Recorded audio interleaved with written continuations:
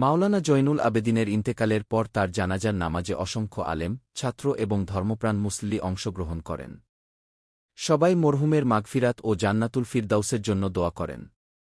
পুরো পরিবেশ ছিল গভীর শোক ও আবেগে পরিপূর্ণ। জানাজার নামাজ শেষে তাকে তার নিজ গ্রামের পারিবারিক কবরস্থানে দাফন করা হয়। উপস্থিত সবাই তার দ্বীনী, ইলমি ও কুরআনের খেদমতের কথা গভীর শ্রদ্ধার সঙ্গে স্মরণ করেন। তারা বলেন, তিনি সারা জীবন কুরআনের শিক্ষা প্রচার এবং ইসলামের খেদমতে নিজেকে উৎসর্গ করেছিলেন।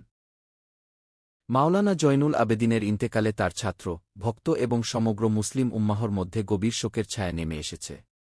সামাজিক যোগাযোগ মাধ্যমেও অসংখ্য মানুষ তার জন্য দোয়া করছেন এবং তার অবদান স্মরণ করে শোকবার্তা প্রকাশ করছেন। আল্লাহ তাআলা মরহুমকে জান্নাতুল ফিরদাউস নসিব করুন, তার কবরকে জান্নাতের বাগানসমূহের একটি বাগান বানিয়ে দিন এবং তার পরিবার ও শুভাকাঙ্ক্ষীদের সবরে জামিল দান করুন। আমিন।